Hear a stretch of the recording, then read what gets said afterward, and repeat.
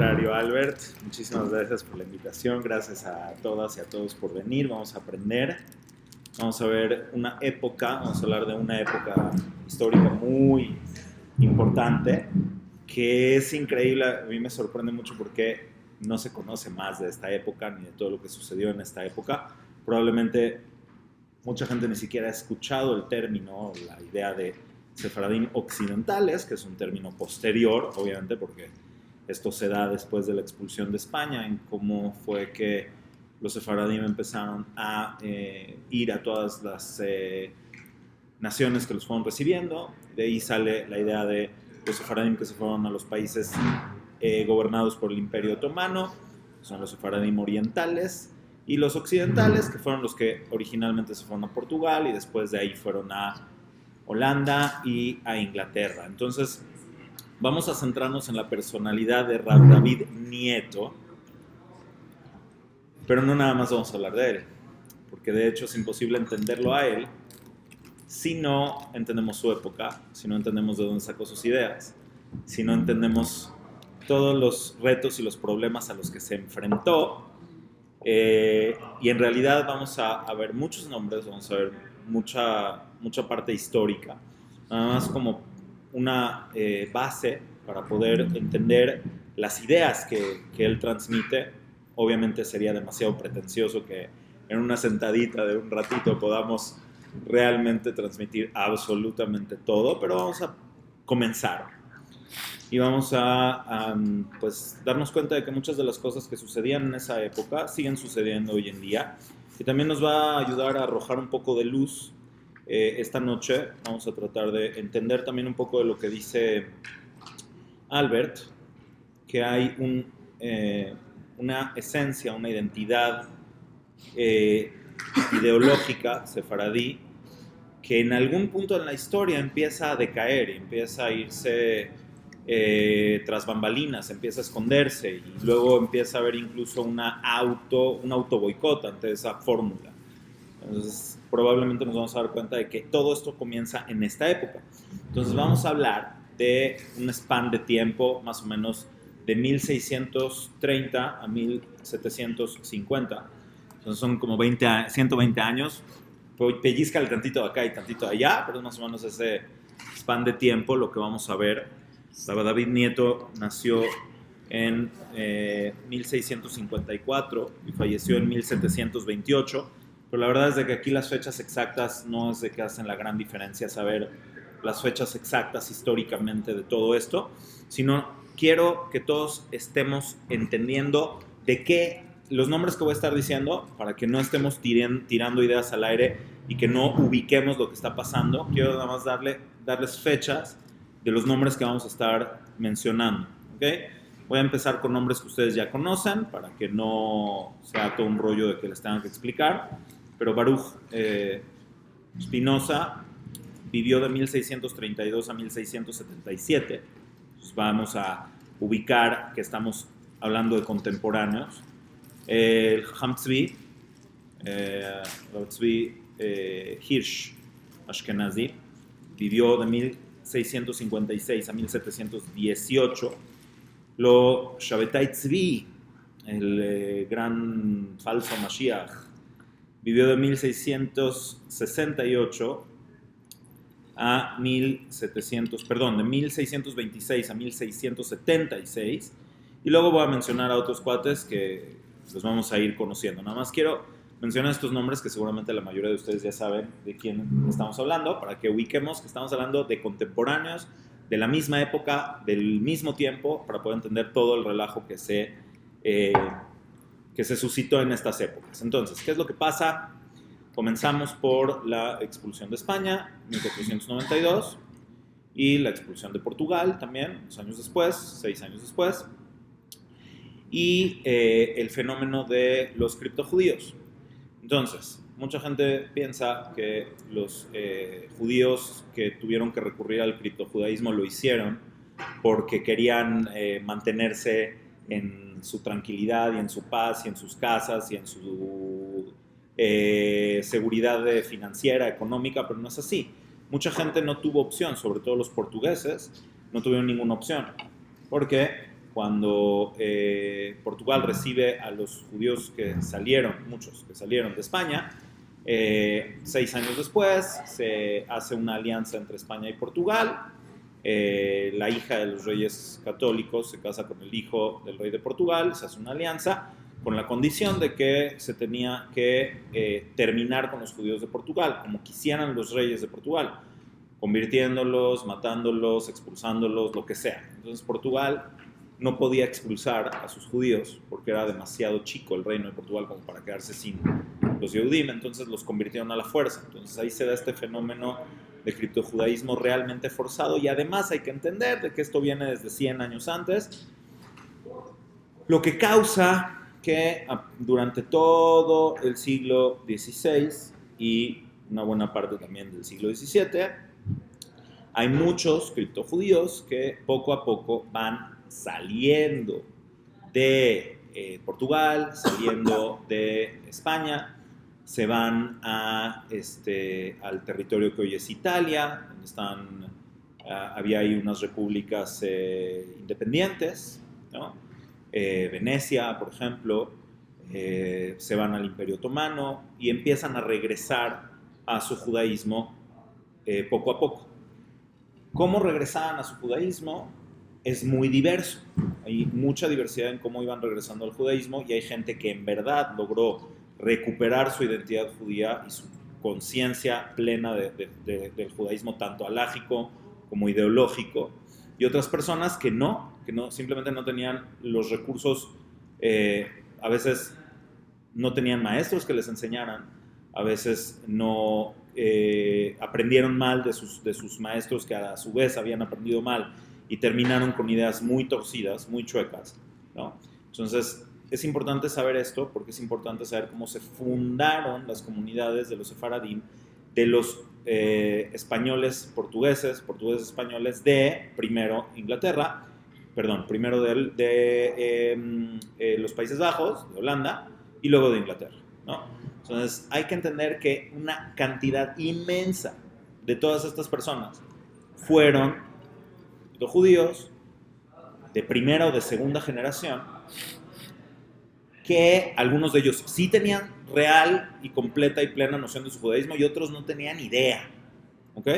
Entonces así se fundaron estas comunidades de los españoles portugueses en Holanda, en Ámsterdam y en otros lugares, en Ramsgate también, y luego de Holanda se fueron a Inglaterra. ¿Cómo se fueron a Inglaterra? Había un cuate muy famoso que se llamaba Menashe Ben Israel, ¿ok? Que se picaba el ombligo con Oliver Cromwell. Y si no saben quién es Oliver Cromwell, pues, googleenlo, por favor.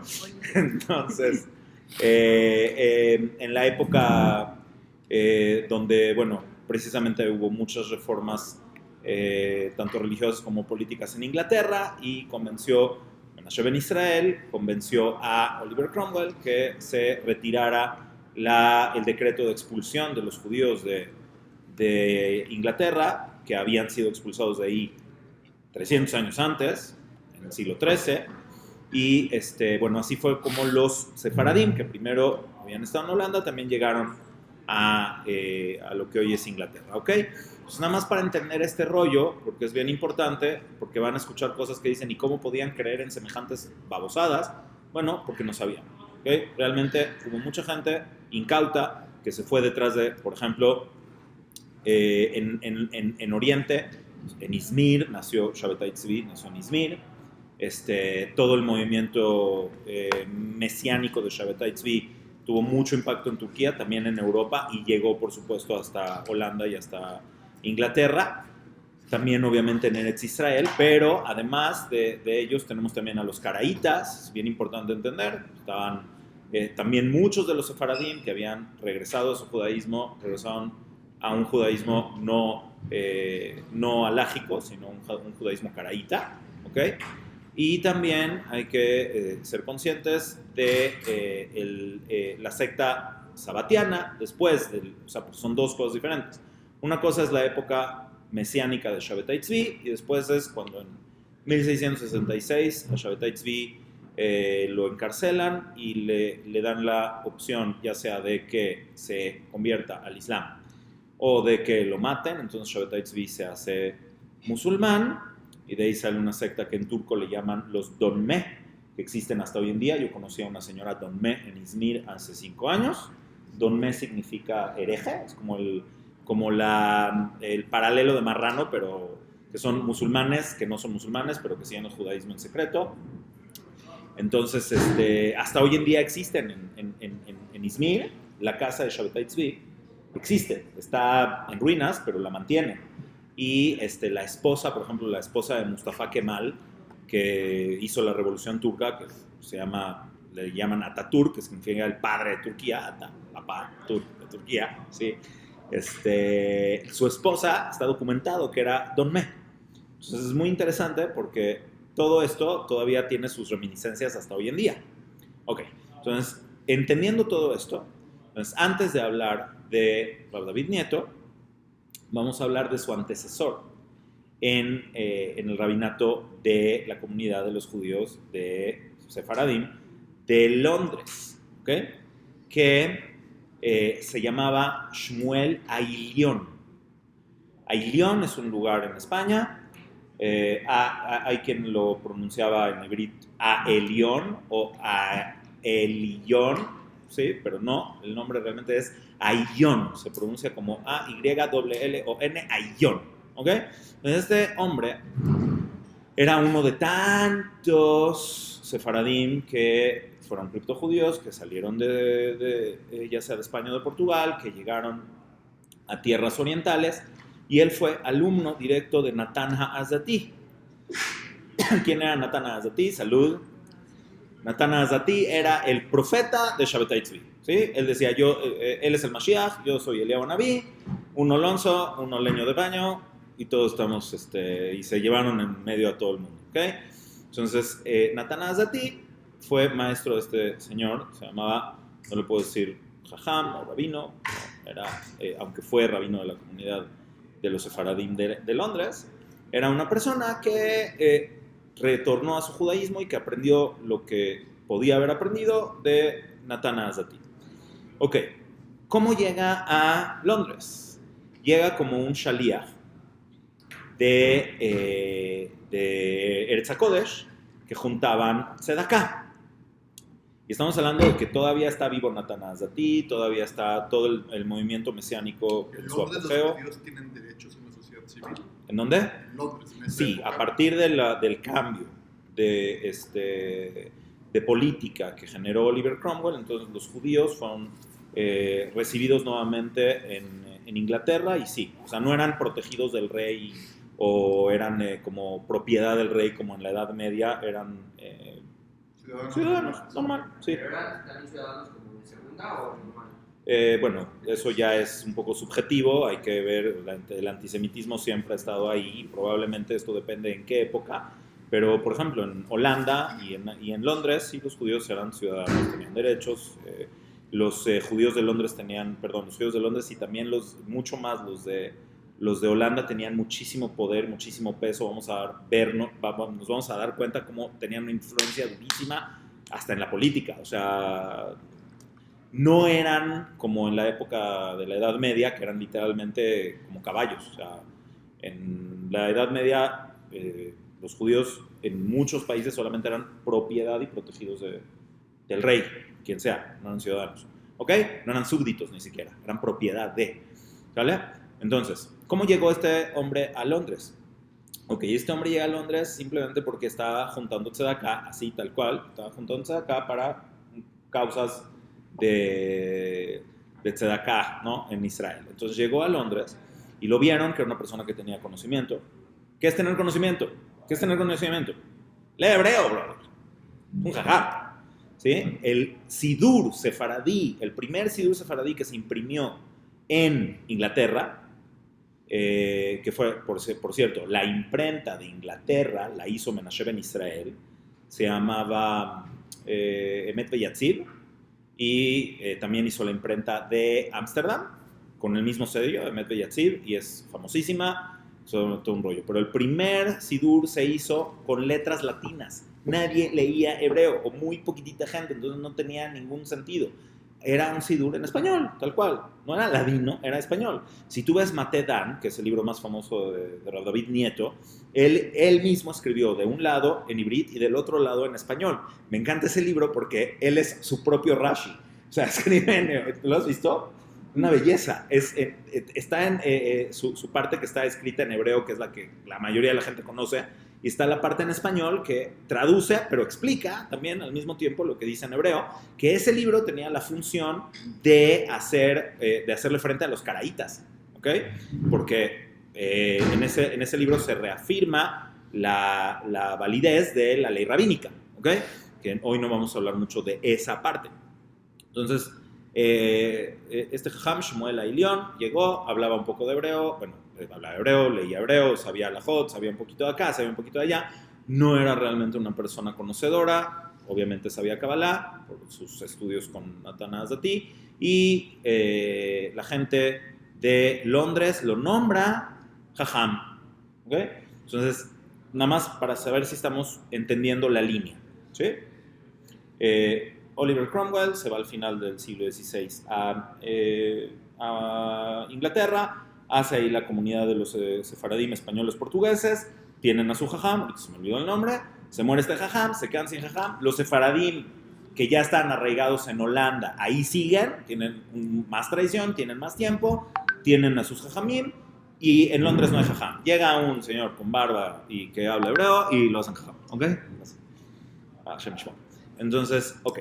Entonces, llega Shmuel Ailion a Londres y empieza al muy poco tiempo a tener problemas porque evidencia sus tendencias sabatianas, evidencia sus tendencias mesiánicas y evidencia mucha controversia de que él sí creía que Shabbatai Tzvi era el Mashiach y luego que sí, que no, que sí. Entonces lo empiezan a ocultar y aquí hay un fenómeno que es muy triste, pero se repite mucho en la historia de los sefaradim occidentales y en general de todos los que tienen algún vínculo con el criptojudaísmo. Entonces hay una defensa política de este Jajam, Shmuel Ailion, durante varios años, hasta que finalmente no se pudo aguantar más a este Jajam en Londres y llegan a la conclusión de que lo iban a mandar a la comunidad hermana de Ámsterdam a que fuera ahí él parte del Bedín y que ayudara a la comunidad.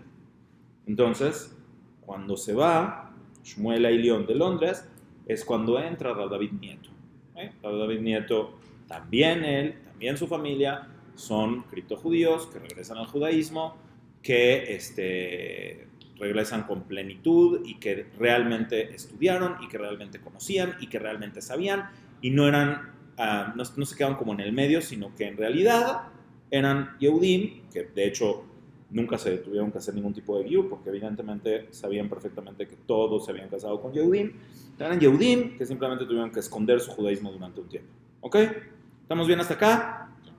Muy bien. Entonces, Shmuel Ailion se va a Ámsterdam. Y después de un tiempo, también a él lo hacen jajam de los sefaradim de Ámsterdam. ¿Ok? Hasta que en 1714, llegó a Ámsterdam un sabatiano conocido que se llamaba Haya Hayun, Nehemia Haya Hayun, que ya había escrito varios libros o sea, ni voy a gastar tiempo en explicar lo que dice en su libro o en sus libros, porque realmente está perdido en el espacio, inventa cosas, falsea fuentes y manipula para transmitir varias ideas. Una de las ideas que estuvo transmitiendo fue la idea de la Trinidad, por ejemplo. Estuvo metiendo cosas cabalísticas, manipuladas para meter la idea de la Trinidad, pero ni siquiera la Trinidad cristiana, una cosa muy extraña. También habló de la corporalidad divina, conceptos de Kabbalah como En Sof, que también los tergiversó. Entonces este cuate llega en 1713 a Holanda, ¿ok? Y en 1713, en Holanda, este Jajam Shmuel Ailion lo defiende. Dice que él ya revisó sus textos, que sus textos no tienen ninguna cosa torcida ni mala, que es donde ahí se evidencia, de hecho, Shmuel Ailion, que él también es sabatiano, y se empieza a hacer toda una discusión. En particular, ¿con quién? Con el Jajam Tzvi Hirsch, que es el Jajam Tzvi, que era el rabino de los Ashkenazim de Ámsterdam, ¿ok? Y que identifica claramente la bronca con Shmuel Ailion y con Nehemia Haya Hayum. Se empieza a haber una guerra, se empiezan a matar, unos excomulgan a los otros a los unos. ¿Quién tiene más poder en Holanda en ese momento? Los sefaradim. Los sefaradim convencen a las autoridades de quitar de su puesto al Jajam Tzvi y lo terminan corriendo de Holanda. ¿Ok? Entonces, nada más para que, y esto nada más estoy aquí como que sentando las bases para poder entender luego todo el rollo que realmente es importante. Esto nada más, ¿qué es lo que estaba pasando en la época? ¿Ok? ¿Quién lo recibe en Londres? Mientras encuentra el lugar a donde ir, lo recibe Rav David Nieto. ¿Ok? Entonces, y ahí en esa época, Rav David Nieto escribe un libro del cual vamos a hablar hoy mucho, que se llama Esh Dat. De aquí vamos a hablar, nos vamos a basar en el pensamiento y en la lucha o en los retos de Rav David Nieto, de la comunidad de los sefaradim de Holanda y de la comunidad de los sefaradim de Londres, y vamos a explicar, sobre todo, nos vamos a centrar en la parte cabalística de los sefaradim, y hoy vamos a aprender que existe esta Kabbalah racional y hay una Kabbalah mística, que no la inventaron ellos, ni una ni la otra, pero los beneficios de una, los riesgos de la otra, y ahora sí, entonces, ya sí estamos entendidos en todo este trasfondo histórico, entonces nos vamos a meter a la presentación de las ideas, aunque vamos a mencionar más fuentes y más nombres. Nomás, nadie está confundido acá, todo queda claro. Lo de Hansby no lo entendí muy bien. Ok, Jajam Tzvi es el rabino de los Ashkenazim de Holanda. ¿Cómo llegó ahí? También es una historia, ¿ok? No hay tiempo. Jajam Tzvi ve a Nehemia Haya Hayum, sus libros, que son completamente sabatianos, son shabbataim, son completamente torcidos, fuentes falseadas, mentiras, mal, ¿sí? Y entonces Jajam Tzvi hace todo un movimiento para quitar a Nehemia Haya Hayum de Ámsterdam. Y el jajam de los sefaradim, que se llama Shmuel Ailion, lo defiende. Y la defensa es a muerte. Y se están echando... Además, ya habían también excomulgado a Baruch Spinoza. O sea, esto de las excomuniones era orden del día. ¿Sí? Era, a ver, yo te quemo, tú me quemas, yo te quemo, tú el infierno, yo el Gan Eden, y así. ¿Ok? Y así se siguieron y todavía hasta ahorita. Hasta ahorita sigue eso. ¿Sí? Kasher, Taref, Kasher. Pero bueno, era lo que consideraban en esa época que tenían que hacer para evitar que la gente fuera manipulada, porque, como lo dije hace un momento, de verdad la gente no sabía. Entonces, eran incautos que se podían convencer de lo que sea porque se los dice una persona que sabe leer hebreo o que puede citar una cita del Zohar o lo que sea. ¿Ok? Entonces, eso es lo que pasó con Jajam Tzvi. Lo sacaron de Holanda por culpa de los sefaradim de Holanda que defendieron a este cuate, Nehemia Haya Hayum, principalmente. ¿Quién lo defendió? Lo defendió Samuel Ailion, que a su vez lo sacaron de Londres. ¿Quién? Rav David Nieto. ¿Ok? Entonces ya se entiende aquí la bronca, los guamazos. Muy bien. Perdón. Sí. Otra pregunta.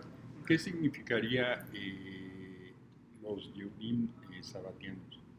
La secta sabatiana, ok. ¿Qué son las sectas sabatianas? Después punto de vista cristiano. Punto número 1, cuando Shabbatai Tzvi todavía no se había convertido al Islam, entonces eran un grupo de judíos que creían que Shabbatai Tzvi era el Mashiach, que Shabbatai Tzvi iba a convencer al sultán de entregarle a Israel y que iba a llevar a todos los judíos a Israel.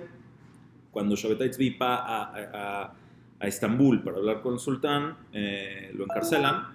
Mientras pasa bastante tiempo encarcelado, después de un tiempo lo sentencian de que o se hace musulmán o le quitan la cabeza. Y Shabbatai Tzvi dijo, pues va, la ilaha illallah, Muhammad Rasul Allah, una vez nomás, por favor. Y ya, se acabó el problema. Y entonces, ¿qué pasa con sus alumnos, con su gente? No, es que tiene que entrar a las clipot. Y entonces el tikkun, porque así es como vamos a traer la Geulá, y entonces poligamia, bigamia, orgías, de todo, o sea, mal, porque entonces mientras más tumá, más rápido va a llegar la Geulá, porque tenemos que llevar a que el mundo es muy torcido, ¿no? Esa es grosso modo, ¿ok?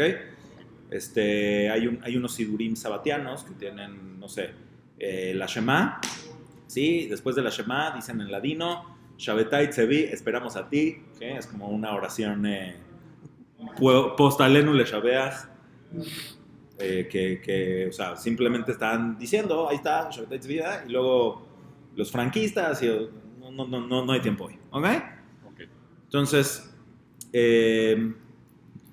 David Nieto fue el que causó, básicamente, o el que fue nombrado rabino después de que sacaron a Shmuel Aylion de Londres. Entonces ellos ya se traen un pique importante. Cuando Rav David Nieto vio todo lo que pasó y vio todo lo que sucedió, escribió este libro, Eshdat. ¿En qué año, perdón? Eshdat es por ahí de 1714. ¿Okay? 1714. Pero ya traían historia antes, tengo que ir 10 años antes. ¿Okay? Nada más que primero quería explicar cuál es el conflicto y dónde estamos parados, para luego ya entender otro tipo de cositas que son mucho más profundas. No sé si ella vive o nace en Ramjal, ¿no? Ramjal nació en 1701, sí. Sí, luego a Ramjal también medio lo persiguieron, pero... Por lo mismo. Por sospechas de lo mismo, pero no... Ya me voy para allá, ya no llego. Sospecha de... Sí, Baruch atah Adonai Eloheinu melech haolam she'akol nהיה bid'oro. Sospecha de Shabbatai, seguidor de Shabbatai. No, de que él se quería hacer Mashiach. Él a sí mismo, de mesianismo. ¿Ok? Perdón, ¿quién era el rabino principal de la comunidad sefaradí de Holanda? Shmuel Aylion era... Shmuel Aylion, en esta época, el rabino de los sefaradim de Holanda, que lo habían sacado de Londres, no lo pudieron expulsar porque mucha gente lo defendía, ¿ok? Entonces lo mandaron a hacer Dayan de Holanda.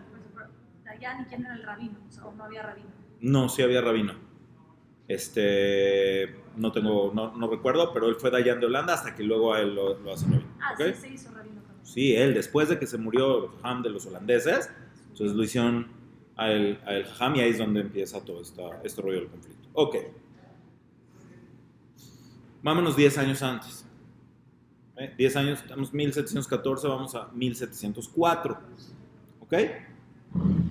Poquito después de que Rav David Nieto sucede a Shmuel Aylion en Londres, se para Jajam David Nieto en su knis, en su sinagoga, en su Bet Knesset, y da una derashá acerca de la naturaleza y acerca de Dios. ¿Ok? Y básicamente lo que dice en esa derashá es que Dios y la naturaleza son lo mismo. ¿Ok? Que la naturaleza es una manifestación de Hashem.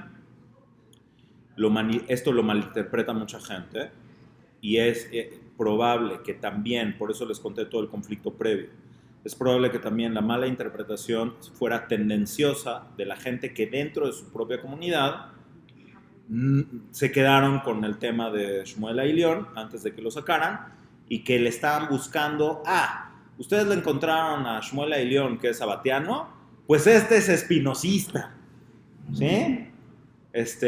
Con el tema de la naturaleza, con el tema de la inmanencia, con el tema de que Dios es la naturaleza y la naturaleza es Dios. Entonces aquí vamos a manejar estas dos situaciones. Rabbi David Nieto en 1704 y Rabbi David Nieto en 1714. ¿Okay? Vamos a manejar estas dos situaciones. Entonces, Rabbi David Nieto, mucha gente lo defienden también los sefaradim también que están en Ámsterdam, algunos lo atacan, algunos lo defienden. ¿Y quién resuelve la bronca? ¿Alguien sabe?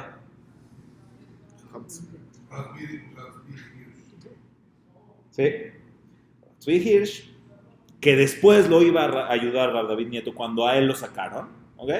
En 1704 dice así: lo que dijo David Nieto está perfectamente en concordancia con la Torá, no hay ningún problema en eso, y de hecho ese no es en particular el problema con Spinoza, o sea, ese no es el problema en particular. Más allá de eso, además David Nieto lo aclara en todo un libro que tuvo que hacer, que es de la Divina Providencia. ¿Alguien lo ha leído? Está en español. Sí. ¿Tú lo has leído? Padrísimo. O sea, a lo mejor tú me ayudas a encontrar algo que estuve buscando todo el santo día y no lo encontré. Sobre hay una parte donde David Nieto habla acerca de la providencia y de la particularidad. Utiliza esa palabra, particularidad. Sí, naturaleza particular lo menciona mucho. Menciona que Hashem hizo muchas naturalezas particulares, pero hay una frase en específico que habla acerca de la manifestación de Dios a través de la particularidad de la naturaleza, pero bueno, yo la buscaré después. Ok, entonces, ya para meternos al pensamiento y a lo que enseña David Nieto, entonces nos vamos a meter a este asunto de la naturaleza, porque también Spinoza lo sacó de algún lugar, y esto no es un invento. No es de que al cuate se lo da un día brillante, empezó a hablar de la naturaleza y que Dios en la naturaleza, etc. Lo que pasa con Spinoza es de que negó el libre albedrío, lo que pasa con Spinoza es de que básicamente le quita la trascendencia al concepto divino, por eso ese es el panteísmo, ¿okay? Pero la idea de que Dios se manifiesta a través de la naturaleza no era nueva, es clásica y de hecho deberíamos de conocerla más. Entonces aquí, cuando Rabbi David Nieto escribe en 1714, por eso les dije que hay que mantener estas dos épocas, estos dos momentos. En 1714 escribe Esh Dat. Toda la primera parte del libro Esh Dat son argumentos polémicos, ¿sí?, en contra de Nehemia Haya Hayom, demostrando toda la mentira. Pero la parte más interesante, por lo menos para mí, es la segunda parte de este libro, Esh Dat, donde explica la diferencia entre los cabalistas y los racionalistas. ¿Ok? Entonces, evidentemente, su conocimiento de Kabbalah es inmenso. El conocimiento de Kabbalah de Rabbi David Nieto es inmenso, pero está muy basado en dos fuentes muy importantes, que son Rabbi Yosef Ergas, que era un cabalista italiano, ¿sí?, y otro jajam que se llamaba Abraham Acohen de Herrera. Alberto Núñez, Alberto, perdón, estoy aquí molestando a Alberto. Se llamaba Alonso Núñez de Herrera. ¿Habías escuchado este nombre? Okay. Alonso Núñez de Herrera escribió un libro que se llama Sha'ar HaShamayim, como mi Beta Knesset, como Beta Knesset de los turcos. Este libro Sha'ar HaShamayim es una maravilla. Es una maravilla. Ojalá que todo el mundo pudiera leerlo. ¡Salud! Ay, gracias. Es un libro donde aclara todos los conceptos cabalísticos a través de ideas filosóficas, muchas de ellas renacentistas, muchas neoplatónicas. Empata ideas cabalísticas con también pensadores de la época, ¿okay? Y es extremadamente interesante porque esta es la fuente elemental de lo que su servidor, una vez tú me preguntaste, ¿qué es Kabbalah racional? ¿Te acuerdas qué es Kabbalah racional? Bueno, es esto. Jajam Abraham Acohen de Herrera también era un cripto judío, para variar, 100 años antes, ¿sí? Y vio la necesidad de que la gente que estaba volviendo al judaísmo pudiera comprender los conceptos más profundos del pensamiento judío, cabalístico, de una forma filosófica. Y sin él no se entiende tampoco Rabbi Yosef Ergas, ¿sí? Que es un poco, bueno, es bastante más famoso, ni tampoco se entiende Ramjal, ¿ok? Pero la bronca es de que también de él, de Rabbi Abraham Acohen, aprendió muchas cosas Spinoza, ¿ok? ¿Dónde vivió? A ver si ustedes adivinan. Imagínense dónde vivió este jajam Alonso Núñez de Herrera. ¿Dónde vivió? ¿Dónde escribió sus libros? Holanda, En Holanda. ¿En qué año? 1680 y tantos. 1120. 1620. ¿En qué año nació Spinoza? 1632. Es muy importante entender eso, ¿ok? ¿En qué idioma escribió sus libros? Latín, español. En español. Porque ¿quién era su target? Los criptojudíos que estaban regresando a su judaísmo, ¿ok? Entonces no escribió en latín, no escribió en holandés, no escribió en hebreo, escribió en español, ¿ok? Entonces este libro se llama Shara Shamayim. Aquí voy a tener unas citas de él y todo. Entonces, ¿dónde está el tema de la naturaleza? ¿A dónde está el tema de la naturaleza y por qué toda la polémica de Rav David Nieto sobre Dios en la naturaleza? Ok.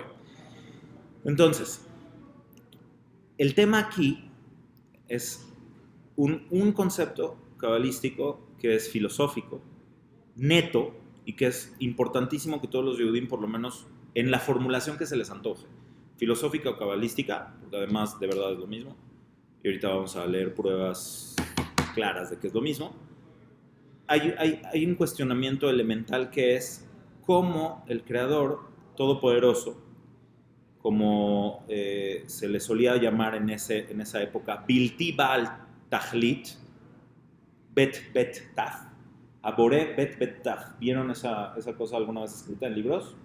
Aboré Baraj Bet Taf, Bilti Baal Tachlit, infinito, todopoderoso, Kol Yahol, ¿ok? ¿Cómo es posible entender que del Creador Todopoderoso surja una creación limitada, una creación imperfecta, una creación con, pues sí, que contradice su esencia, que contradice la esencia misma del Creador, ¿ok? Entonces, para contestar estas preguntas, se enseña el concepto del Tzimtzum. Tristemente, el concepto del Tzimtzum hoy en día está encapsulado en la versión típica explicada por Rabbi Chaim Vital, mal llamada Kabbalah luriana, que no existe tal, ¿ok? Pero este concepto de Tzimtzum, grosso modo, se entiende como el concepto de que Hashem retira su presencia para que pueda existir un hueco físico o conceptual, hay discusión sobre eso, para que entonces pueda existir una creación que tiene manifestaciones limitadas de la luz de Hashem, a lo cual se le llama Reshimu, ¿sí? Así se le llama en el lenguaje cabalístico, el Reshimu, que es este mundo donde puedes percibir parcialmente a Dios, pero no lo percibes en su totalidad, y se mantiene por una cosa que se llama el Kav, que es a punto estuvo el universo creado por Dios de colapsar, porque Hashem se retira, quieren conceptual, o no, como ustedes quieran, se retira de su universo, y entonces en ese instante, cuando está a punto de colapsar, se crea este Kav, esta línea que mantiene una transmisión de luz a este universo para que quede en el equilibrio perfecto, donde no colapsa, pero está a punto de colapsar. Y entonces somos los seres humanos los que hacemos el tikkun del mundo, bla, bla, bla, orot makifin, orot permim, ok, ya, hasta ahí. Entonces, esa es la visión del Tzimtzum que a todos nos llegó, a todos que haya leído cualquier libro traducido, o kitsurito, o lo que sea, de conceptos cabalísticos, desde los libros de Rabbi Kaplan, por ejemplo, cualquiera que haya estudiado un poquito de Ramjal, queda más o menos este concepto. Tiene un concepto, ¿han escuchado esto del Tzimtzum? ¿Conocen otra versión del Tzimtzum? ¿Neta? ¿Cuál es la otra concepción del Tzimtzum? Los Hasidim la tienen un poco diferente. ¿De dónde la sacaron los Hasidim? Pero a ver, dinos. No, ¿por qué? ¿Qué soy? ¿Qué? Mía, no, ji. Ayer de haber el paro. No, tú dime. No, yo no es. ¿Por qué no? No, jaja. Bueno, ok, jaja, va. Después de 3 veces seguimos adelante. Entonces, pero de verdad me gustaría escucharla porque quiero entender cómo la entendiste. No. Órale, está bien. Entonces, desde los Rishonim, es decir, desde la época del Ramban, desde la época de Nachmanides, Rabbi Yosef Chikatela, ¿sí? Desde los cabalistas medievales de España, de Aragón y de Castilla, ¿sí? Porque en Andalucía no había cabalistas, ¿no? Mi amigo, ¿verdad que no? Okay. Entonces, este concepto de Tzimtzum es hermoso, es bellísimo, es una cosa inspiradora. Wow, ¿ok? Y escuchemos. ¿Qué es cómo manejaban los Rishonim el Tzimtzum? Los Rishonim, y lo explica muy claramente Rabbi Moshe Cordovero, el Pardes de Monim, que por cierto me lo regaló aquí mi amigo Jacobo, ¿ok? Para que veas que sí lo sé, que Hashem está presente en su creación y que está presente en todos lados y que está presente en toda la creación y que la creación está en Hashem, a lo cual se le llama panenteísmo, no panteísmo, panenteísmo, pero Hashem decide mostrarse de manera particular a través de cada uno de los elementos que Hashem creó de forma particular. Así también en cada ser humano, cada persona, hay una manifestación particular de Hashem. Es decir, no se retiró del mundo Hashem. Lo que pasa con la luz divina, ¿sí? Que obviamente, para nada más entender esto, no es la esencia divina, sino es su providencia, que eso es todo lo que explica David Nieto de la Divina Providencia. No es su esencia, es su providencia, Ashgaha, ¿sí? Perdón, ya me dio calor. Me da pena, pero me la aguanto. A ver. Entonces, esta idea, ¿por qué es tan importante entenderla así? Porque de otra forma se podría conceptualizar una dualidad en el bien y el mal. ¿Ok? Entonces, ¿por qué existe la imperfección? ¿Por qué existe el mal? ¿Por qué existe cualquier cosa, la muerte? ¿Por qué existe cualquier cosa que deriva del Tzimtzum? Porque Hashem decidió manifestarse de manera muy particular. ¿Ok? Entonces vamos a ver por qué esta palabra particularidad es extremadamente importante. Ahí les voy a leer aquí un cachito de lo que dice Rabbi Moshe Cordovero. ¿Ok? Esto está... Les voy a dar la fuente nada más un segundito.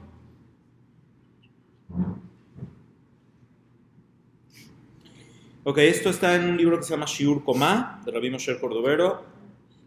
Me encantaría poderlo leer en hebreo y en español, pero para no tardarnos demasiado, de verdad me encantaría leerlo en hebreo. Pero bueno, se los voy a traducir directo, ¿ok? El hecho de que la esencia de la divinidad se encuentra en todos los seres creados, todos ellos, y que no hay ningún ser creado que se encuentra fuera del creador mismo, o sea, esto es un principio, ¿ok? ¿Por qué este principio es importante? Dado que el creador es el que crea todo constantemente, que esta es una idea del Zohar, y a eso es a lo que te referías con Hasidut, que el creador está constantemente en su creación, nunca se retiró de ella, ¿okay? Él hace todo el tiempo, y no hay ninguna criatura que pueda tener existencia si no es por la presencia misma de Dios en esa criatura.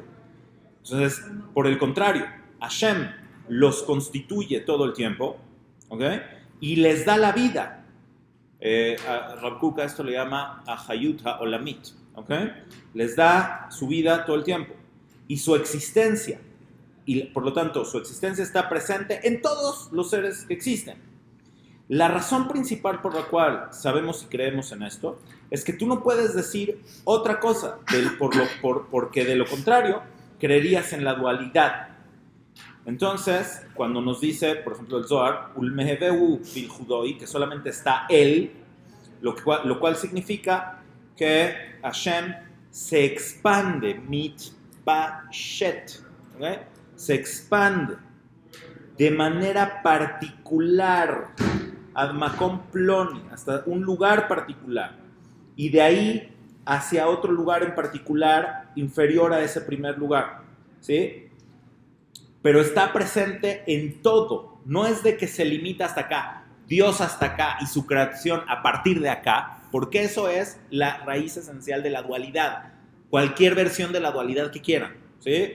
Desde el zoroastrismo o hasta el cristianismo, es dualidad, ¿ok? El bien y el mal, todo esto es dual. Entonces Hashem está en todo, ¿ok? Y fíjense, aquí sí lo voy a leer en hebreo. ¿No estamos leyendo a Rav David Nieto? No, estamos leyendo, ahorita voy a leer a Rav David Nieto, estamos leyendo a Rabbi Moshe Cordover, ¿ok? Pero quiero que sepan de dónde sacó Rav David Nieto lo que va a decir, ¿sale? Entonces, ¿qué dice acá? Que, fíjense, lo voy a leer en hebreo acá. Ela, por lo tanto, por el contrario, ata tzarich lomar, debes de afirmar, shehu nimtza bechol hanimtzaim, que él está presente en todo lo existente, ve'en lecha lomar zo eben veno Eloa, chas v'shalom. Y no puedes decir, esto es una piedra y no es Dios. Muy peligroso, ¿no? Muy peligroso, ¿ok? No puedes decir, la piedra no es Dios. Pero no está diciendo la piedra es Dios, ¿sí? Entonces, por eso esta frase es muy importante. Ela, kol hametziut u Eloa. Toda la existencia es el creador mismo. Ve'aeben u beria she'elauto mitpashet ba. La piedra es una creación que la divinidad se expande, llega hasta ahí. Akolu elahut natun bo mekayemo. Todo es la divinidad que está en todo y le da existencia. Pero ela, akol talui lefier jeko mitzad atzmo mimenu o itkarbo ela mitzad atzmut avaya. ¿Qué tanta divinidad manifiesta cada ser en particular? Depende de qué tanta cercanía o qué tanta luz directamente transmite esa particularidad, esa naturaleza particular creada por el creador, ¿ok? Y esto está limitado en función a los seres creados, ¿ok? Entonces, esto lo dice Rabbi Moshe Cordover. Ok, entonces, ahora sí vamos a ver a David Nieto, ¿está bien? Entonces, nada más para que tengamos claro que él no lo inventó. ¿Cómo le llega a cómo le llega a Alonso Núñez de Herrera, a Rav Abraham Cohen? ¿Cómo le llega la idea de que la naturaleza es Dios y Dios es la naturaleza? Le llega a través de Rabbi Moshe Cordover, ¿ok? Y es lo que defiende Rav David Nieto acá. Ahora sí vamos a leer a Rav David Nieto. Entonces le preguntaron a Rav David Nieto, ¿cuál es la diferencia entre los Mekubalim y los Pashtanim? ¿Cuál es la diferencia entre los racionalistas y los Mekubalim? Lo que él responde es que la Kabbalah solamente trata o intenta describir los procesos por los cuales la divinidad, Hashem, en este universo se manifiesta de manera particular. Y su prueba de que todos los Jajamim, incluso en la época talmúdica, pensaban exactamente lo mismo, está en el Midrash en Bereshit Rabbah. Dice así, Rabbi Natan, en nombre de Rabbi Aja y de Rabbi Berajía. Estoy leyendo a Rabbi David Nieto, ¿sí? Su formulación es como de polémica. Él es Dan, David Nieto, ¿sí? Dan, y su hijo se llama Naftali. Naftali le hace preguntas y le contesta, ¿ok? Entonces, ¿cuál es la diferencia? ¿Sí? Entonces le dice, Hitzhazek ve'yele ben Jail, ve'hatos neja ushma dibreja jamenu zichronah lebraja. ¿Sí? Ve'libeja tashit le da'atam shehu da'at Hashem itbaraj, ita beberashit rabá, 2 puntos, abre comillas, Rabbi Natan beshem Rabbi Aja. ¿Qué dijeron todos estos jajamim? Dice, Ani el Shaddai, Ani she'amarti lashamayim ve'la'aretz dai, she'ilmale ken hayu mothin ve'olchin ad achshav. Yo soy El Shaddai. ¿Por qué se le llama a Dios El Shaddai? Es un midrash, porque Hashem le dijo al cielo y le dijo a la tierra, Dai, hasta acá. Es decir, esta parte de la restricción es que Hashem decide manifestarse de manera particular a través de su creación y no de manera absoluta. Entonces, ¿qué significa que Hashem le tuvo que decir Dai al mundo? Porque todas las creaciones deberían de manifestar todo el poder. Esto ya lo dice David Nieto, citando también a otro de los jajamim que se llama Yafet Toar, ¿ok? Que si todo lo que hubiera sido creado por Hashem mostrase toda la luz de acuerdo al poder que pueden llegar a demostrar, entonces todo sería creciendo, todo seguiría creciendo, sería un crecimiento infinito y no sería funcional. Entonces, por lo tanto, a razón,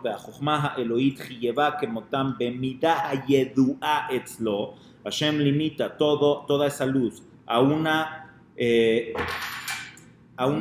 versión específica, particular, que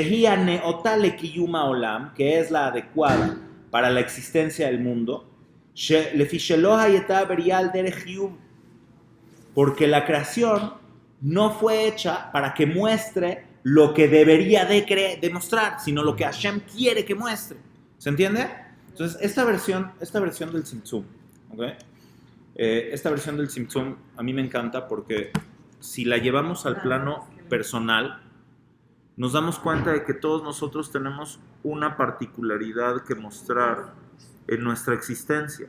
Y de hecho, los seres humanos, lo que hacemos es poder entender las particularidades manifiestas en la existencia, tanto en la naturaleza como en la propia Torah, que es una revelación directa, para poder nosotros entonces entender las particularidades de la naturaleza y potenciarlas, a lo cual se le llama Gilui.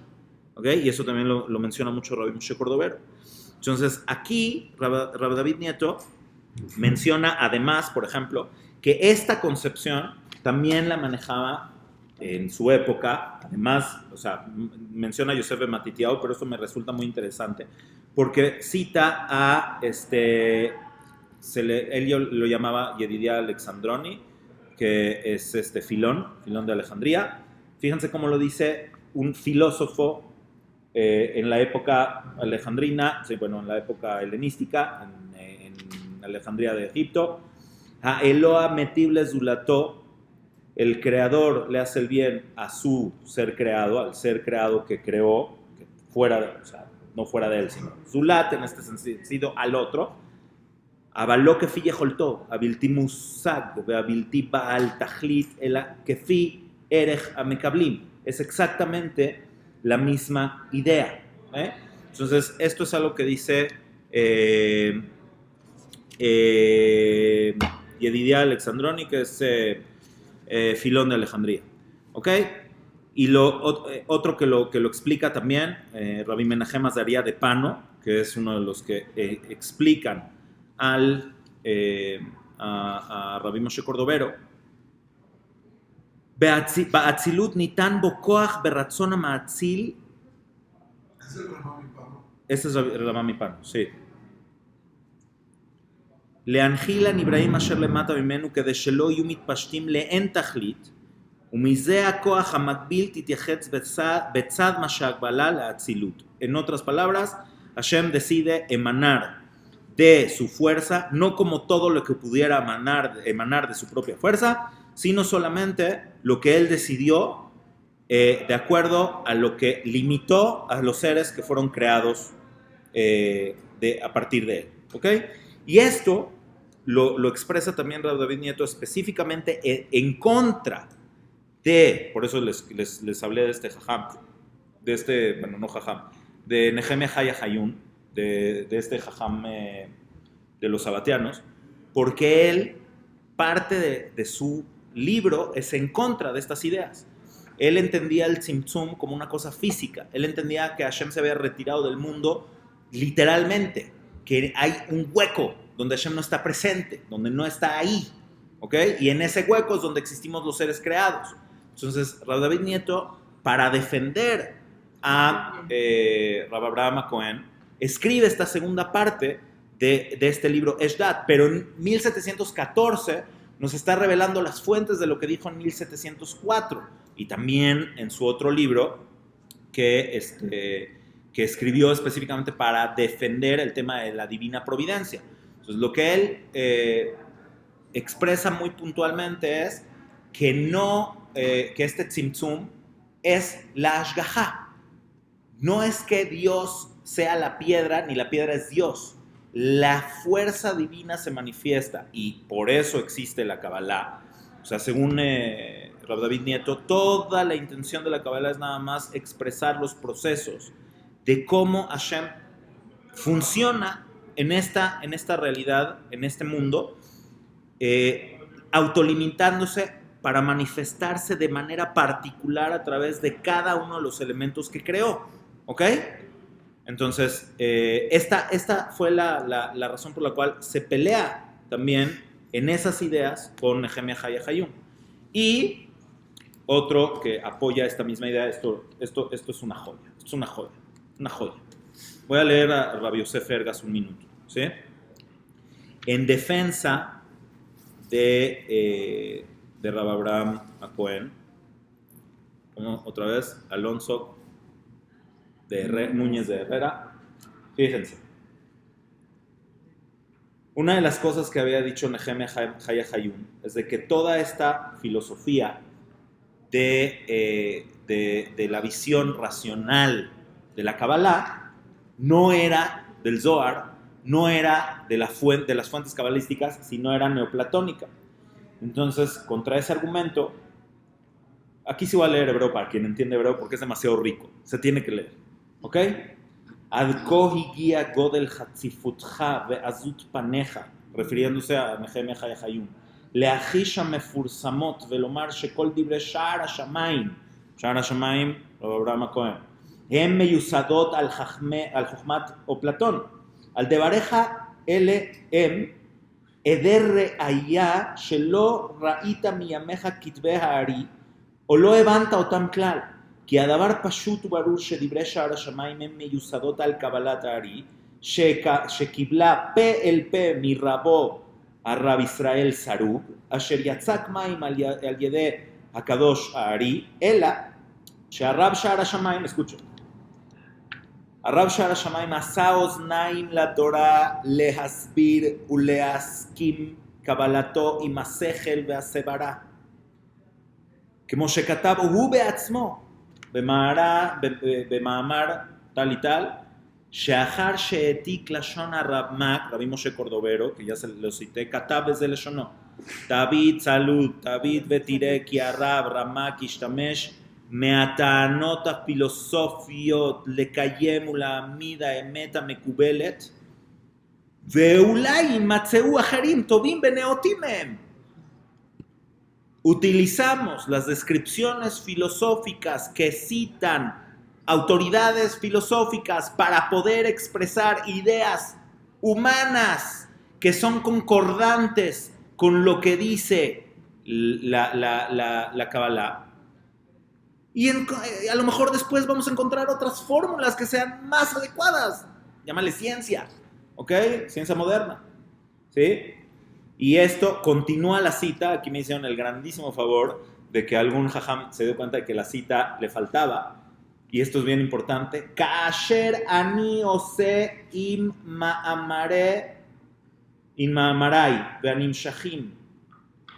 ¿Qué dice? Ve'anim shahim aharai. Sheyeamet ama'amara mekubal. Esto es que está en Hatzikul Mus, entonces está un poquito de leer. Tal cual como yo mismo hago. ¿Okay? Rabbi Moshe Cordovero no está diciendo solamente lo hizo ese vato. Tal cual yo lo hago también.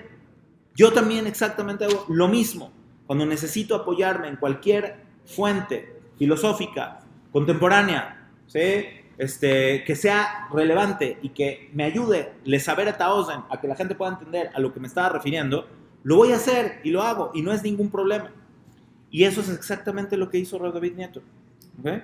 Lo que hizo Rav David Nieto es transmitir una idea que es completamente cabalística de los Rishonim. En otro contexto y otro día y en otro momento les explico por qué no hay discusión. O sea, la formulación cabalística de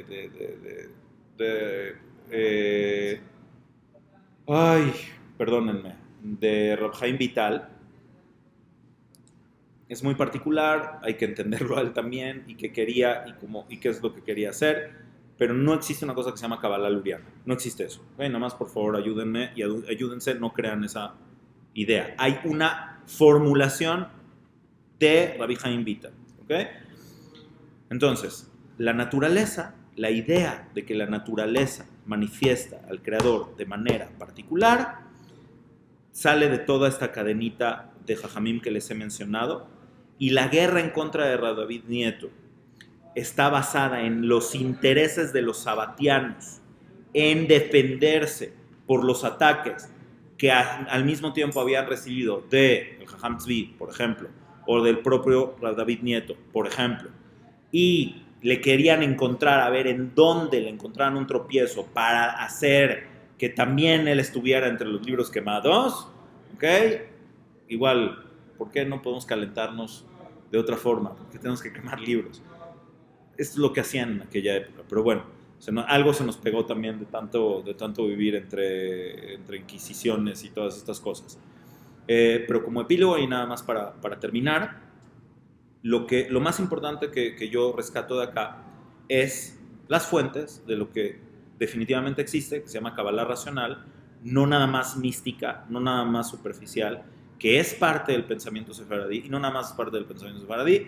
Yo creo que es parte extremadamente importante, extremadamente esencial, cuando se formula de una forma lógica, de una forma filosófica, de una forma profunda, pero además al mismo tiempo vimos estas joyas donde nuestros sabios de todas las épocas se han apoyado en la filosofía en diversos tiempos, desde la época de Filón, estamos hablando antes de la destrucción del segundo templo, hasta Rabbi Moshe Cordovero, y por supuesto también eso continuó y eso siguió sucediendo. Entonces, la gran polémica que vivió Rav David Nieto tiene que ver con esta idea de la naturaleza de Hashem, esa versión o esa visión del Tzimtzum, que para mí es extremadamente inspiradora porque nos da un lugar a todos en el mundo, porque no puede haber envidia, porque simplemente Hashem se manifiesta en ti a través de una manera específica, particular, porque aunque lograr hacer la otra persona que tanto envidias, no te serviría de nada, porque no estás manifestando lo que hay en ti, y cada momento de la vida, cada situación de la vida manifiesta una de las energías que Hashem quiere transmitir en ese momento en particular. Esta particularidad es la gran maestría de lo que transmite David Nieto, y pues bueno, yo termino Mashekarati Katubkan, Karati Lahem Katubkan, y ahora sí, como quedamos, más o menos fue una hora, y si puedo responder preguntas o ver si de plano alguien no entendió nada, ¿ok? Que me digan y a ver cómo le podemos hacer para salir con algo tangible y útil de todo esto, ¿ok? Anybody? Yo tengo una pregunta. Lo que propusiste es que Rav David Nieto está de acuerdo con los Mekubalim que hablan del Tzimtzum. No lo propongo, lo dice él mismo. Toda la segunda parte de Eshdat se dedica a eso. Ok. Ok, pero sí, o sea, cuando Rav David Nieto habla de que Hashem está en la naturaleza, está hablando de la Ashgaha, de la Ujú. providencia. Ujú. No está hablando de que la divinidad está en la piedra. Está hablando de que tiene toda la naturaleza tiene supervisión y existe por la voluntad de Dios. Creo que es muy diferente eso a lo que dicen los Mekubalim, o lo que dice Ramoshe Cordovero en específico, que el Elohut mitpashet en la piedra. Que No la te voy a divinidad contestar está en la yo, piedra. te voy a encargar una cosa. Downloadéate ahorita Eshdad de Hebrew Books y léelo hoy. No lo dejes para mañana. Y si piensas lo mismo mañana, me hablas. Aparte se complementa con el otro libro. Sí, o sea, lo que pasa es que de la providencia divina, lo que quiere es defenderse en ese momento de una polémica en 1704. En 1714, eso ya pasó, a lo mejor tenía mayor plenitud y amplitud, y explica muy, muy claramente lo que te estoy diciendo. O sea, toda la idea del Itpashtut, que es la providencia divina, y además, o sea, tenemos que ojearle y encontrar la cita exacta, ¿ok? O sea, pero aparte de providencia, él habla de que también parte de la divinidad está expandida en la naturaleza. ¿O a lo que tú le llamas Ashgaha, él le llama Tzimtzum en Eshdat. Es que cómo va a tener Ashgaha si no hay locura. Exactamente. Ahora, por eso fue para mí muy importante leer lo que dice Rabbi Moshe Cordovero. ¿Por qué? Porque, o sea, vamos a entender. Las fuentes de Rav David Nieto, y también él lo menciona cuando defiende bueno, más bien cuando ataca a Nehemia Hayahayun, menciona Shara Shamayim. Y una función muy importante de este libro, de Eshdat, es defender ese libro que se llama Shara Shamayim. Entonces, al entender lo que se postula en Shara Shamayim, también se entiende de dónde sacó sus ideas Rav David Nieto. ¿Okay? Y por eso te digo, no te voy a tratar como que ahorita de explicar. Mejor disfrútalo tú. Entra en la carnita, lo vas a disfrutar mucho. O sea, más que pedir que me expliques, es preguntarte. ¿Realmente Rav David Nieto dice que hay supervisión divina o hay algo más que eso? A lo que tú le llamas supervisión divina es la descripción específica de lo que él entiende por Tzimtzum. Por eso, pero no es que hay divinidad en la Hay cosa. divinidad. Por eso leí lo que dice Rabbi Moshe Cordovero, para que no vayas a pensar que es Ashgaha y no es su propia expansión y Pashut, no su esencia, porque si estamos hablando de esencia, ya nos metimos en una brocot. Exactamente. Entonces, por eso leí esa parte de Rabbi Moshe Cordovero que dice Haz Veshalom, fíjate. Sí. Ya lo había leído, no lo repito. Ok, no lo repito. Ya lo repito tantito, fíjate cómo dice. El atat tzarich lomar shehu nimtza bechol hanimtzaim ve'en lecha lomar zo eben ve'eno Eloah haz v'shalom. Eso también lo sostiene Rav David Sí, Nieto. sí. Kol hametziut u Eloah ve'aeben u bria shel auto mitpashet ba. Y cuando ves las citas que él mismo trae, de Rabbi Pano, etc., vas a ver que está hablando exactamente de lo mismo. Voy a leer otra cosita más aquí. Escucha la palabra. Quiero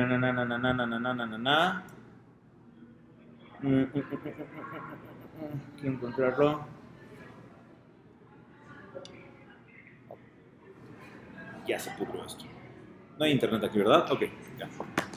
Anyway. Lee la segunda parte de Eshdat. La primera es densa y molesta. Porque además tienes que estar entendiendo lo que decía este cuate Hayun y todas estas cosas. La segunda parte de Eshdat es muy fluida y es específicamente esto. ¿Ok? Sí. Yo recuerdo haber visto Ramsal y la parte de distribución más Como la risa. Sí. Sí, porque también Ramjal tiene parte de estas ideas. Pero Ramsal también era desde un punto de vista panenteísta. Yo creo que él sí tenía como esta intención de integrar la parte de la risa de Rav Chaim Vital, pero también tiene mucho de esta parte de que pueda haber. Lo que pasa es que cuando menciona el tema de Tikkun, para que sea posible el Tikkun, de hecho esta es una característica específica de Ramjal, que él diferenció entre la Kabbalah de los Rishonim y la Kabbalah del Arizal, en particular en este aspecto que los Rishonim se dedicaron a expresar o a entender o a explicar cómo es que en una creación imperfecta se manifiesta el creador perfecto, o sea, a eso él le llama, Ramjal le llama la Sefirot, o sea, es la intención de la descripción de la Sefirot, y lo que, cuando ya menciona el Tikkun, está hablando de otra cosa que se llama Partzufim, después de un proceso que se llama Shevirat HaKelim, y que lleva al Tikkun del mundo, ¿ok? Más técnica. Los tratamientos de igualdad sirios, Sí, típicamente solemos ver Rojaim Vital absoluto, solo Jaime Vital. total. ¿Solo qué? Siguen la formulación de Rabbi Haim Vital de la Kabbalah del Arizal. Es otra cosa. ¿No vieron también igualdad sirios de esta? No, bueno, probablemente leyeron a Rabbi Yosef Ergas, muy probablemente leyeron Share Orah de Rabbi Yosef Chikatela, pero no, porque además también era una Kabbalah también ya mucho más llevada a la práctica, al día a día, a la vida, ¿no? O sea, ellos no están en ese rollo. Y sobre todo, Shara Shamayim, que es este libro de, otra vez, me encanta decirlo, Alonso Núñez de Herrera. Este hombre realmente lo que quería era hacer una formulación lógica de la Kabbalah de los Rishonim para que la gente que estaba regresando después de haber sido criptojudíos durante una o dos generaciones, que estaban regresando, tuvieran una base sólida, filosófica, ideológica de los principios de la Torah. ¿Ok? Ahí tenía una pregunta antes, sí. A ver, seguramente ya lo dijo, pero no me quedó muy claro. Ujú. Yo tenía entendido que la Kabbalah luriánica la reciben los hasidim, pero ustedes dicen que no existe esta Kabbalah luriánica. Ok, eso se lo debemos a Gershom Sholem y a otros amiguitos, ¿sí? Que tenían esta tendencia de hacer estereotipos de las cosas y clasificar y todo, ¿no? Pero, ok, hay una carta de uno de los alumnos del Baal Shem Tov que la trae Rav David Cohen en su libro Kol HaNebuah. No me acuerdo cuál de los alumnos del Baal Shem Tov, pero que testifica que el Baal Shem Tov le explicó que toda la shita del Hasidut está basada en Rabbi Moshe Cordovero. Rabbi Moshe Cordovero fue Rab del Arizal. No fueron talmidim uno del otro. No. O sea, esto de que soy del América y tú eres de las Chivas, no. ¿Ok? Please, porque que vaya, Hazbe Shalom, que el Arizal haya tenido un Rab. ¿Ok? Rabbi Moshe Cordovero fue su hija. Le enseñó, tal cual. Entonces, Rabbi Moshe Cordovero, en ese sentido, es muy de estas ideas de, por ejemplo, Leta Tarpa no Miné, no hay un lugar libre de él, del cual luego viene todo el concepto de Bitul Hayesh, ¿ok? Por ejemplo, para meterse más en Hasidut. ¿Qué otra cosa? Mehadesh betuvo bechol yom Maaseh Bereshit, también es un concepto muy del Baal Shem Tov, también viene de Rabbi Moshe Cordovero. Entonces, de acuerdo a esto, el testimonio mismo de uno de los alumnos de primera mano del Baal Shem Tov menciona que está basado en... ¿Ok? Una ¿Ya? más, Ok. Sí, hablando de Spinoza. sí. Me parece que Spinoza, porque me quedan muchas dudas de él, y leí algo que me llamó la atención, no sé si es correcto o no, que Spinoza tuvo una formación religiosa muy breve, muy nula, al venir de Portugal, Sí, pero que su formulación es una idea judía de Dios, 100%. una idea ateísta. sí. Es que si uno hubiera estudiado más Gemara y más Talmud, no hubiera terminado así. Ok, esa es una pregunta subjetiva. ¿Qué es lo que yo creo? Que no sin... A ver. Pero yo creo que, bueno, Sí, lo que yo creo es de que él está enojado, personalmente enojado, que veían las persecuciones religiosas un asunto que tenía que acabar o que tenía que hacer algo para acabar con ese tipo de cosas. Y empezó por...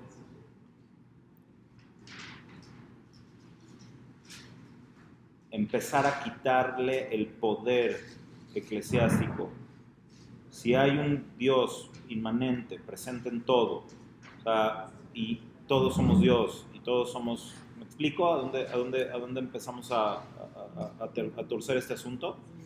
Entonces, también negó el libre albedrío. O sea, los problemas de Spinoza no son por su visión de la presencia o de la inmanencia, porque hasta ahí todavía lo puedes entender de una de estas formas.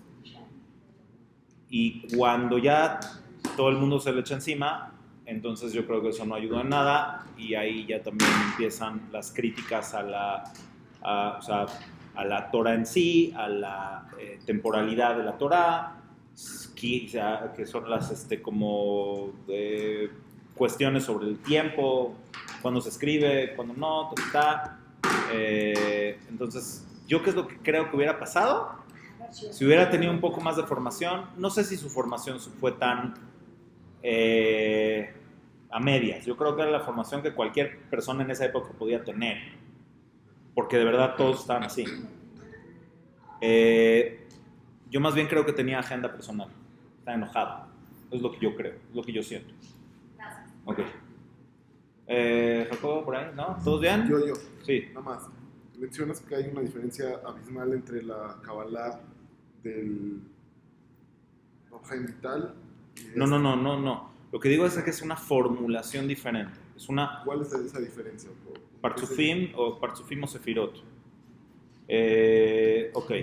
De nuevo, basado en lo que dice Ramjal mismo, la Kabbalah descrita por Rab Chaim Vital busca expresar los procesos a través de los cuales se llega a los tikkunim de una idea que se llama Tikkun Shevirat HaKelim, ¿ok? Que hay que explicar mucho, pero bueno. Entonces, todo lo que hablaron los Rishonim y todo lo que les hemos dicho, todo lo que dice Rabbi David Nieto, todo lo que les dije de Rabbi Moshe Cordovero, todo eso está basado en una idea simple. ¿Cómo puede ser que exista un mundo limitado si el creador es absoluto, es perfecto? ¿Okay?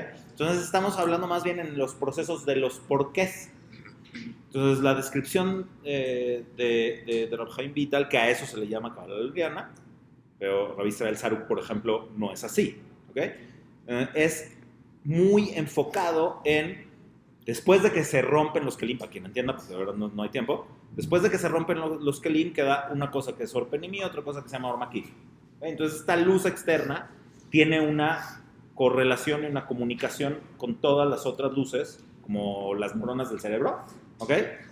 Y entonces esas correlaciones o esas comunicaciones de luz que hay entre lo que hay dentro de los kelim y fuera de los kelim, los seres humanos hacemos tikkunim, por eso se les llama partzufim en el concepto de que se están viendo y se están comunicando, ¿ok? O sea, entonces eso va en función de cómo hacer el tikkun, cómo traer al o sea, Mashiach, la cómo traer... La Kabbalah no luriánica no se enfoca en tikkunim. No. Esa es la gran De diferencia. hecho, aunque aparece la palabra partzufim en el Se enfoca en procesos. Exacto, en procesos del porqué, de cómo entender la creación, de cómo entender la presencia divina, de dónde surge, ¿sí? A todo eso le vamos a llamar Sefirot, le vamos a llamar Kelim, le vamos a llamar Ejalot, los Rishonim le llamaban Ejalot, Sefirot, el Sefer Yetzirah, y luego Rabbi Chaim Vital va a meterse muy específicamente en los tikkunim, en cómo hacer tikkun olam, en cómo las mitzvot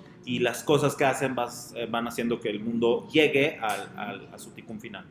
Bueno, Muchas gracias, Rab. que estén muy bien.